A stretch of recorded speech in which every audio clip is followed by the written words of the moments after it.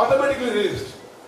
అదేవిధంగా గతంలో ఒక రిలీజ్ ఆర్డర్ అని ప్రభుత్వం విడుదల చేస్తే దానికి సార్థకత ఉండి వెంటనే నిధులు విడుదలయ్యి ఇప్పుడు టోకెన్ నెంబర్ నుంచి కూడా సంవత్సరాలు గడుస్తుంది, దానికి కూడా పైసలు విడుదలవుతలేవు. అదేవిధంగా హైయర్ ఎడ్యుకేషన్ గురించి మాట్లాడుతుంటే ఈవెన్ యూనివర్సిటీస్ కి అసలు ఏమి ఫండ్స్ కేటాయించడం లేదు. అన్ని యూనివర్సిటీలో రీసెర్చ్ ఆగిపోయింది. Teaching and non teaching staff కి రిక్రూట్మెంట్ జరగడం లేదు. 50% కంటే ఎక్కువ వేకెన్సీస్ ఉన్నాయి. అదేవిధంగా ఈ ఫీజు రియంబర్స్మెంట్ ఆలస్యం అయిపోయి ఏమైతుంది, ఇప్పుడు దెబ్బతింటుంది ఎవరు? క్వాలిటీ ఆఫ్ ఎడ్యుకేషన్ దెబ్బతింటుంది. ఒకటి విద్యార్థులను ఫీజు అడుగుతున్నారు, రెండోది ఫ్యాకల్టీకి జీతాలు ఇవ్వలేని పరిస్థితిలో ఉన్నారు. మరి అదేవిధంగా చాలా మటుకు ప్రైవేట్ కాలేజీ కూడా మూతపడే ప్రమాదం కూడా మూతపడుతున్నాయి. ఇప్పుడు ప్రైవేట్ కాలేజెస్ లో ఈ రాష్ట్రంలో 1,25,000 మంది ఉన్నారు. వాళ్ళకి ఇప్పుడు ఈ ఫీజు రియంబర్స్మెంట్ లేక ఇప్పుడు జీతాలు కూడా చాలీ జీతాలు కూడా సమయంలో ఇవ్వకపోవడం జరుగుతుంది. అదేవిధంగా అంటే మొత్తం విద్యా వ్యవస్థలో వీళ్ళ ఫెయిలియర్స్ గురించి మాట్లాడుతున్నారు. మన ఊరు మన బడి అని గొప్పగా మాట్లాడినారు, మొదలుపెట్టినారు. దానికోసం ఫిబ్రవరి 3, 2002కి ప్రకటించి 26,000 స్కూల్స్ అప్గ్రేడ్ చేస్తామని చెప్పి, 26,000 గవర్నమెంట్ స్కూల్స్ అప్గ్రేడ్ చేస్తామని చెప్పి 3,497 కోట్లు ఖర్చు పెడతామని చెప్పి ప్రకటన చేసి గవర్నమెంట్ జియో ఇచ్చి 3,497 కోట్లు అని చెప్పి ఈ రోజు వరకు, ఇది జూలై, 3 రూపాయలు కూడా విడుదల చేయలేదు. ఇది మన ఊరు మన బడి వీళ్ళ యొక్క ప్రోగ్రెస్. అదేవిధంగా 30,000 టీచర్ల పోస్టులు ఖాళీ ఉన్నాయి. మరి దానికి భర్తీకి ఏ ప్రక్రియ లేదు. బీఈడి కాలేజెస్ లో 166 పోస్టులకి, టీచింగ్ పోస్టులకి 152 ఖాళీగా ఉన్నాయి. మండల్ ఎడ్యుకేషన్ ఆఫీసర్స్ ఈ రాష్ట్రంలో 538 మంది ఉన్నారంటే ఇప్పుడు 20 మందిలో. డిస్ట్రిక్ట్ ఎడ్యుకేషన్ ఆఫీసర్లు 33 జిల్లాలకు ఉండాలంటే ఇప్పుడు 10 మంది ఉన్నారు. అదేవిధంగా ప్రిన్సిపాల్ పోస్టులు, హెడ్ మాస్టర్ పోస్టులు, అటెండర్ పోస్టులు వేల సంఖ్యలో ఖాళీ ఉన్నాయి. మరి reserve bank of India report ప్రకారం మొత్తం 29 రాష్ట్రాల్లో విద్యా వ్యవస్థ మీద తక్కువ ఖర్చు పెట్టేది తెలంగాణ రాష్ట్రం అని చెప్పి reserve bank of India report ఇచ్చింది.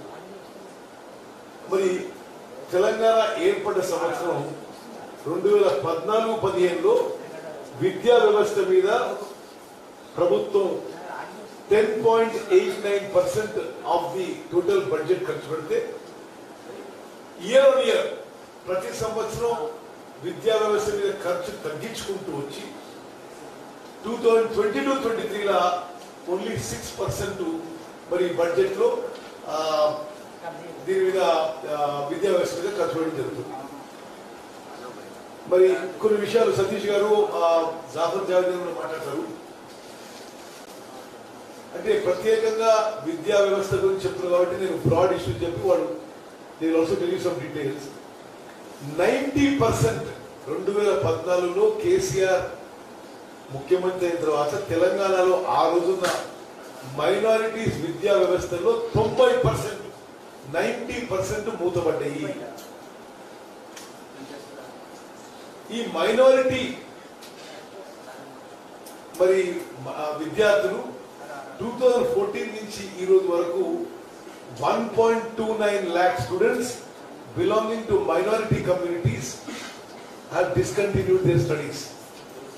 ఇది శాసన సభలో వెల్ఫేర్ మినిస్టర్ ప్రజెంట్ చేసిన డేటా. ఇది అదేవిధంగా కాంగ్రెస్ హయాంలో చివరి సంవత్సరంలో పోస్ట్ మెట్రిక్ స్కాలర్షిప్స్ 1,17,000 మందికి వచ్చింది. మరి ఆ రోజు నుంచి ఈ రోజు పెరగాలి. కానీ ఇప్పుడు ముస్లిమ్స్ కి, మైనారిటీ స్టూడెంట్స్ కి పోస్ట్ మెట్రిక్ స్కాలర్షిప్స్ ఫిగర్ 71,000కి తగ్గిపోయింది. మరి పోస్ట్ మెట్రిక్ స్కాలర్షిప్స్ కానీ, రీఇంబర్స్మెంట్ ఆఫ్ ట్యూషన్ ఫీజు కానీ 2013-14 నుంచి 2021-22 వరకు పెద్ద సంఖ్యలో తగ్గిపోయిన విషయం కూడా మేము మనవి చేస్తూ, మొత్తం విద్యా వ్యవస్థని కేసీఆర్ ప్రభుత్వం సర్వనాశనం చేసింది. వాళ్ళు చెప్పింది ఒక మాట, మరి ఇప్పుడు చేస్తుంది మరొకటి. మేము కాంగ్రెస్ పార్టీగా ఇమీడియట్ గా డిమాండ్ చేసేది ఏంటంటే 12 లక్షల మంది విద్యార్థులని ఆదుకోవడానికి ప్రభుత్వం వెంటనే 3,200 కోట్లు ఏదైతే బకాయిలు ఉన్నాయో ఓవర్ డ్యూస్ ఫీజు రియంబర్స్మెంట్ అది వెంటనే విడుదల చేయాలని చెప్పి కాంగ్రెస్ పార్టీ డిమాండ్ చేస్తుంది. ఇప్పుడు సతీష్ ముదిరాజు గారు వారు కాలేజెస్ అసోసియేషన్ కి ఎలక్టెడ్ ప్రెసిడెంట్, వారు క్లుప్తంగా కొన్ని విషయాలు తెలియజేస్తారు.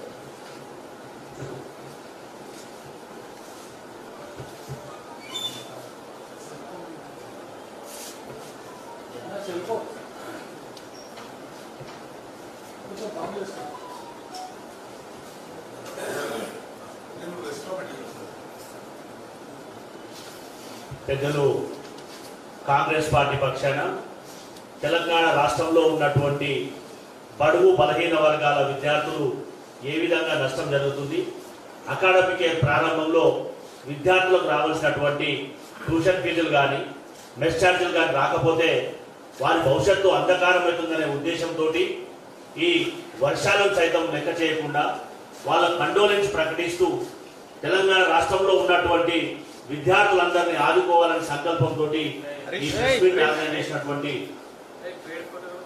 పెద్దలు ఉత్తమ్ కుమార్ రెడ్డి గారు, అన్న స్టార్ కంపెనర్ ప్రచార కమిటీ చైర్మన్ అన్న మధు యాష్కి గారు, వర్కింగ్ ప్రెసిడెంట్ గీతారెడ్డి గారు, అదే రకంగా చిన్నన్న గారు, అదే రకంగా జావేద్ గారు, మరియు ఇతర పెద్దలు, అదే రకంగా ప్రపంచానికి ఎన్నో సంవత్సరాల నుంచి ప్రజల సమస్యలను, ప్రభుత్వ సమస్యలను అన్నిటినీ కోఆర్డినేట్ చేస్తూ విద్యార్థుల యొక్క సమస్యలను సమాజానికి తెలియజేసే పత్రికా మిత్రులకి అందరికీ సాయంకాలం నమస్కారాలు తెలియజేస్తూ, ఎప్పుడు కూడా నేను ఒక 32 సంవత్సరాల నుంచి విద్యా సంస్థ నిర్వహిస్తా ఉన్నాను.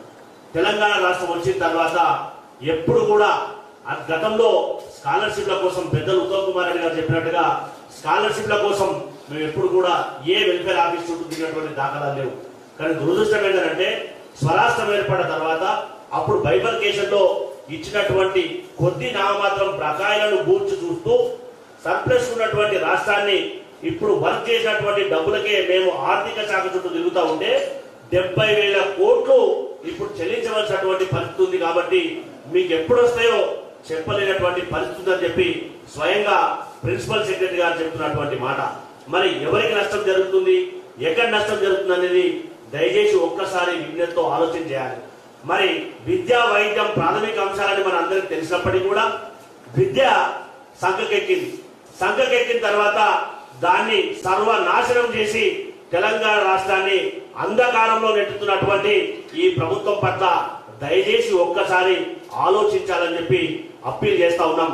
మరి చదువుకున్నటువంటి విద్యార్థులు కోర్స్ కంప్లీట్ అయిపోయిన తర్వాత విద్యార్థి బుద్ధులు చెప్పినటువంటి గురువులకు గౌరవ వేతనం వేయకపోతే వారి కుటుంబాలన్నీ కూడా సుమారుగా 1,25,000 కుటుంబాలు రోడ్డున పడే ప్రమాదం ఉంది. కాబట్టి ఆదుకోవాల్సినటువంటి బాధ్యత ప్రభుత్వం మీద ఉందా లేదా అని ఒక్కసారి ఆలోచించాలని అప్పీల్ చేస్తా ఉన్నాం.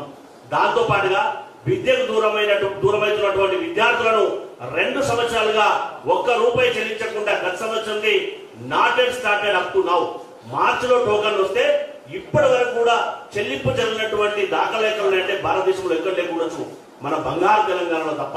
కాబట్టి దయచేసి ఇవన్నీ విషయాలను పరిగణలోకి తీసుకొని విద్యార్థుల యొక్క కోణంలో ఆలోచన చేసి విద్యార్థులకు రావాల్సినటువంటి ట్యూషన్ ఫీజులు కానీ, మెస్ ఛార్జీలు కానీ వెంటనే విడుదల చేయాలని చెప్పి విద్యా సంస్థల తరఫున అందరూ కూడా ప్రభుత్వానికి డిమాండ్ చేస్తా ఉన్నాం. ఈ కార్యక్రమాన్ని ఏర్పాటు చేసినటువంటి పెద్దలకు అభినందనలు తెలియజేస్తున్నాం మా సంఘం తరఫున. Thank you అనండా.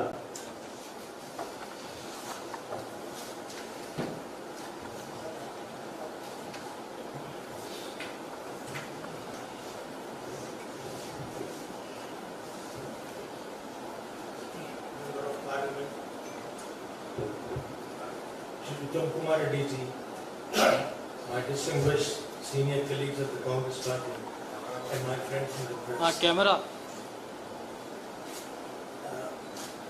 Mr. Uttam Kumar Reddy has called this press conference on a burning issue which is extremely important and requires the attention of the government immediately.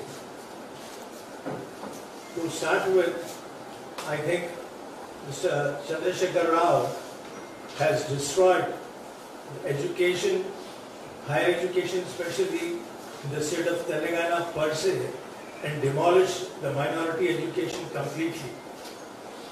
As he read out of the 53 engineering colleges in Telangana in 2014, the minorities have only 8 colleges left for themselves.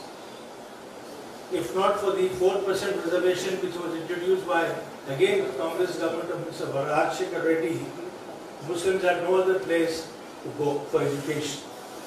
And even this tuition fee reimbursement scheme was launched by, as everybody would know, by Rajshekar Reddy Garu. So this government has done absolutely nothing for students, for education, for minorities.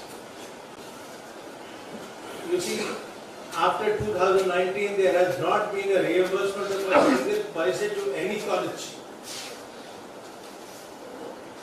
The government is, the colleges are left with no option but to borrow from banks, from private sources, and an educational institution cannot survive, can sustain working on loans.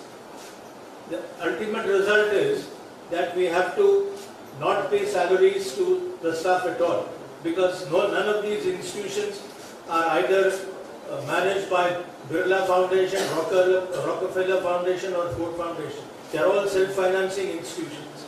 So when they don't get fee, there is no other source of income for these colleges. And they stop paying salaries or they borrowed salaries. Either way they die. The net result is the institutions die. And during the pandemic, there were no students left who were paying fee other than the reimbursement. I mean, you have management quota seats, you have a few students seeking admission under the fee category, but none of them were willing to pay during the pandemic, and as a result of which several rural and minority colleges have closed down. This has been the biggest blow to education since Mr. KCR came. He wanted to reduce the bill on the exchequer on education, and he said that silent death is the only answer to getting rid of this reimbursement scheme. And even for schools, the scholarship was revised in 2006, and today also school students are paid 800 rupees per annum towards for the high school and 600 per student for middle school and primary school. These days of inflation, only in commuting with the government offices, 800 and 600 get swallowed. So what is left? Absolutely nothing. He has, I won't even say a stepmotherly attitude. He's with the vengeance. He has demolished education per se, and then he says that the standard of students in Telangana is so poor that they are not employable. When you are not supporting the educational institutions at all, you either withdraw the scheme or you pay the fee. You don't do both, as a result of which the standard of Telangana is really getting down. And I feel bad for the youngsters of Telangana that they are having to suffer because of the lack of interest of the government. You've never seen that the government exchequer, the government spending on education goes down. HR is the biggest thrust area of any government anywhere in the world. But most surprisingly, the Telangana government keeps reducing their expenditure on education, and that has resulted in total chaos and demolition of the standards and closure of the institutions in Telangana. We earnestly urge the government to take immediate corrective measures to get over this, to tide over this problem. Thank you.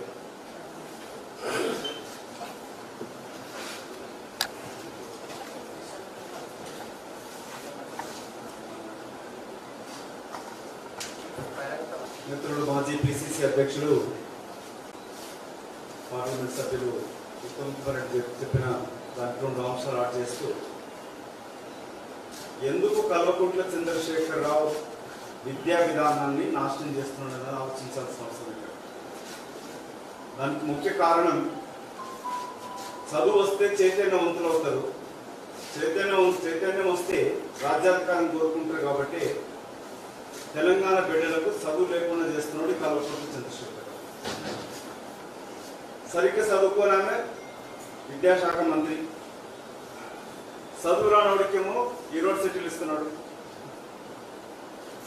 తన పార్టీకి సంబంధించిన మంత్రికి, ఎమ్మెల్సీకి ఏమో యూనివర్సిటీలు ఇస్తూ, ప్రభుత్వ ఆధీనం నడిచే Osmania university, Telangana university, Congress హయాంలో ఏర్పరిచిన ప్రతి యూనివర్సిటీని నిర్వీర్యం చేస్తూ కనీస నియామకాలు చేయకుండా చదువు ఇవాళ బహుజన బిడ్డలకు దూరం చేస్తా ఉన్నారు. తెలంగాణ రాష్ట్రం వస్తే చైతన్య నారాయణ కాలేజీలు ఉన్నాయని చెప్పినాడు. ఇవాళ చైతన్య నారాయణ కాలేజీలు ఆంధ్రలకు సంబంధించినవి గతంలో జిల్లా కేంద్రంలో వస్తానికి భయపడుతుండే తెలంగాణ రాకముందు. ఇవాళ ప్రతి మండల కేంద్రానికి కూడా వస్తా ఉన్నాయి. దాంట్లో చెప్పులు వేసుకొని తిరిగే హరీష్ రావు గారికి వాటా ఎంత, కవితమ్మ గారికి వాటా ఎంత ఉందని చెప్పాలి. వాళ్ళు తెలంగాణ బిడ్డలని ఆంధ్రాకు సంబంధించిన ప్రైవేట్ కాలేజీలు వాళ్ళు దోచుకుంటా ఉంటే, తెలంగాణ వాళ్ళకి సంబంధించిన సతీష్ కుదిరాజు కానీ ఇంకా మిగతా వాళ్ళకు తెలంగాణ బిడ్డలకు సంబంధించిన ప్రైవేటు కాలేజీలు, స్కూళ్ళని మూసే ప్రయత్నం ఇవాళ చంద్రశేఖరరావు చేస్తా ఉన్నారు. మన ఊరు దొరదోపిడి, మన బడి దొరదోపిడి. ఈ దొర చేస్తున్న దోపిడీలోనే అవినీతిలో కూరుకుపోయినాడు. కాబట్టి ఇవాళ తెలంగాణ హైకోర్టు కూడా మన ఊరు మన బడి కింద ఇచ్చిన కాంట్రాక్టులు రద్దు ఎందుకు చేసిందనేది తెలంగాణ సమాజం ఆలోచించాలి. దాంట్లో ఎన్ని వందల కోట్ల అవినీతి జరిగినది, మెగాకి సంబంధించిన కంపెనీకి సంబంధించి ఎలాంటి అనుభవం లేని వాళ్లకు 10 కంపెనీలకి కాంట్రాక్ట్ ఇవ్వడంతో అందులో ఉన్న అవినీతిని గుర్తించబట్టి గౌరవ హైకోర్టు ప్రశ్నించినప్పుడు రద్దు చేయడం జరిగినది. ఇది రద్దు చేసినంత మాత్రాన సరిపోదు, దానిపైన సమగ్ర విచారణ జరగాల. ఇవాళ కట్టిన కాళేశ్వరం ప్రాజెక్టు కానీ మిషన్ భగీరథలో కూడా అత్యంత అవినీతి ఉన్నది. బీజేపీ పార్టీ కేంద్ర నాయకత్వానికి మా యొక్క సూటి ప్రశ్న, మీకు నిజంగానే నిజాయితీ ఉండి ఈ కల్వకుంట్ల కుటుంబ యొక్క దోపిడీ అవినీతి పైన మీరు చర్య తీసుకోవాలనుకుంటే, ఇవాళ మన ఊరు మన బడి పైన జరిగిన అవినీతి పైన వెంటనే విచారణ జరగాల. సిబిఐ, ఈడీ విచారణ చేస్తారా? అట్లాగే ఈ కట్టిన ప్రాజెక్టులలో ఇవాళ పంప్ హౌజులు కూడా మేడిగడ్డ, కాళేశ్వరం దగ్గర ముంపుకు లేకపోతా ఉన్నాయి. వాటిపైన కూడా విచారణ చేసే దమ్ము కేంద్ర ప్రభుత్వం బీజేపీకి ఉందని ప్రశ్నిస్తాము. అంతిమంగా చెప్పాలనంటే, ఈ విద్యాశాఖను నిర్వీర్యం చేయడంలో కుట్రపూరితంగా కాంగ్రెస్ హయాంలో తీసుకొచ్చిన ఫీజు రియంబర్స్మెంట్ పథకాన్ని ఉద్దేశపూర్వకంగానే కల్వకుంట్ల చంద్రశేఖరరావు బహుజన బిడ్డలకు విద్య అభ్యసించుకోకుండా చేస్తా ఉన్నాడు. ఉద్యోగాలు కల్పిస్తలేడు. దీనిపైన కాంగ్రెస్ పార్టీ ఉద్యమం చేపడుతుంది. విద్యార్థి నిరుద్యోగ ఘర్షణ కూడా రాహుల్ గాంధీ గారి నాయకత్వాన్ని చేయాలని ప్లాన్ చేస్తా ఉన్నాడు. ఆఖరిగా ఈ వరదతోటి ముంపు గురైన ప్రాంతాలలో చంద్రశేఖరరావును పండుకొని కుక్క దొంగలు పట్టాలకు మొరిగినట్టుగా మొన్నొచ్చి మాట్లాడుతూ ఉన్నాడు. సహాయక చర్యలు జరగట్లేదు. జగిత్యాల కూడా ఒక విలేకరు కూడా కొట్టుకోవడం జరిగినది. చనిపోయిన కుటుంబాలని వెనువెంటనే ఆర్థిక సాయం ఇవ్వాలి. కాంగ్రెస్ పార్టీ తరఫున కాంగ్రెస్ శ్రేణులకు విజ్ఞప్తి, ఎక్కడెక్కడైతే ముంపుకు గురవుతున్నాయో ఆ గ్రామాలలో కాంగ్రెస్ పార్టీ సహాయక చర్యలు చేపట్టాలని కూడా కోరుకుంటూ, మరొకసారి తెలంగాణ సమాజం మేల్కొనండి. తెలంగాణ సమాజం, తెలంగాణకై పోరాటం చేసిన సంఘాలు ఒకసారి ఆలోచించాల్సిన అవసరం ఉన్నది. విద్యా విధానాన్ని ఏ విధంగా నాశనం చేస్తున్న కల్వకుంట్ల చంద్రశేఖరరావు యొక్క దోపిడీకి వ్యతిరేకంగా మీరు కాంగ్రెస్తో కలిసి రావాలని కూడా కోరుతారు.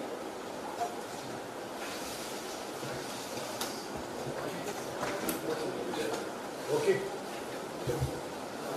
సర్వేల గురించి మాట్లాడతాం. ఏ పార్టీ వాళ్ళు ఆ పార్టీ సర్వే చేసుకుని ఇస్తున్నారు అనిపిస్తున్నారు.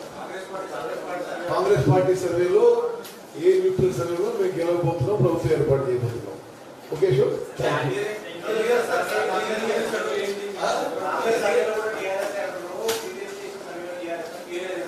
ఎవరు చెప్పారు? కాంగ్రెస్ చేసిన సర్వేలో మా విశ్వాసం, మా నమ్మకం, కాంగ్రెస్ పార్టీ తప్పనిసరిగా ఘన విజయం సాధించి ప్రభుత్వం ఏర్పాటు చేయబోతున్నాము.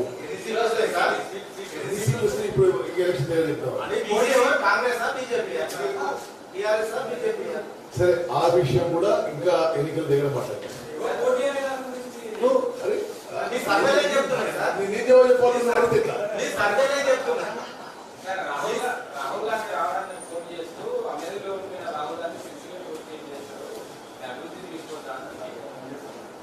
మరి నిజంగా కళ్ళు నెత్తికెక్కి అహంకారపూరితమైన మాటలు ఖండిస్తున్నాం. అసలు నువ్వు ఎంత, నీ స్థాయి ఎంత, మీ బతుకులు ఎంత, మీరు అసలు రాహుల్ గాంధీ గురించి మాట్లాడేది ఇది చాలా నాకు నువ్వు చెప్తున్న పక్షం మిగిలేదు. ఓకే, ఈ తీవ్రంగా ఖండిస్తున్నాం. ఈ అహంకారం పనికిరాదు. కల్వకుంట్ల కుటుంబం అందరికీ కూడా మీకు శ్రీలంకలో రాజపక్ష కుటుంబానికి ఏ గతి పట్టిందో అదే గతి మీకు కూడా పడుతుంది.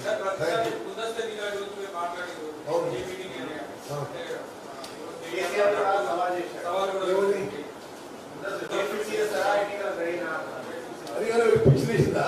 మీరు శాసనసభ రద్దు చేయండి, ఎలక్షన్ రెడీ మేము. మీరు శాసనసభ రద్దు చేయకుండా ఛాలెంజ్, శాసనసభ ఇప్పుడు రద్దు చేయండి, రేపు రద్దు చేయండి, ఎలక్షన్ రెడీ.